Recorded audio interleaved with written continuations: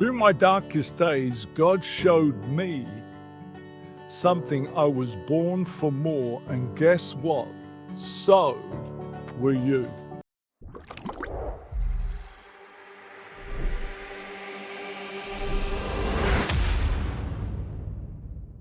My name is Chris McGrath, founder of Born to Be Alive. This channel is here to ignite a passion in you, a passion rooted in eternal spiritual values that transcends language, culture, or creed. And here's the truth. You don't just want money. You don't just want a job. You want freedom.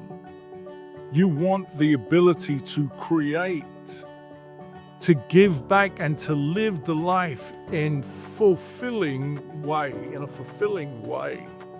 If that's where you are right now, feeling stuck, but knowing deep down you're made for more, you're in the right place. Because what I share here will help you design that life spiritually and financially free. In Romans chapter 4, Paul writes about Abraham and Sarah. Sarah was barren, and when God promised Abraham that his descendants would outnumber the sand on the seashore, Sarah laughed. It sounded impossible. But Paul says this: we serve a God who makes things that are not as though they were. In other words, what he's saying in that is, God has already created your life. God is omniscient. God has got everything, but he's given you the choice. And so God has created life, but he's also going to pivot with your decisions. The life has designed for you is out there. But it comes down to your decision, choosing faith, taking action, and believing in what God puts in your heart. Now listen, this isn't wishful thinking. You can't just say, I want a Cadillac, and expect it to appear in your driveway tomorrow. But here's what can happen. When you live by spiritual values, when you serve people, when you walk in God's purpose, you put yourself in a position to be blessed.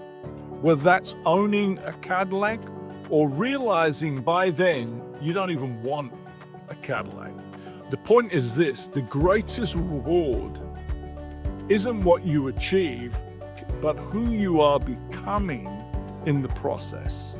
My first time as a minister in London, every day 4 million people travel into 1 square mile, the financial district.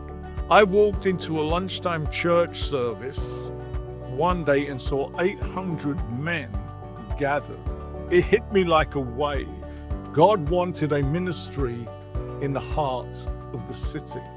I didn't know how, but God downloaded a vision in my heart. So after I connected with a young businessman who played rugby, and then the vision clicked. We took 25 men on a tour to South Africa, then to Australia, playing rugby, building bonds, and sharing Christ along the way.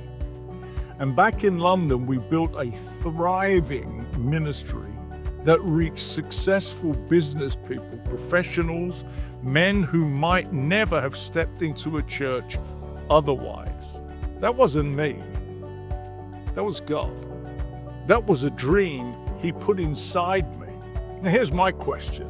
What dream has God been downloading in your heart? Are you like Sarah, doubting, dismissing, saying, that's impossible?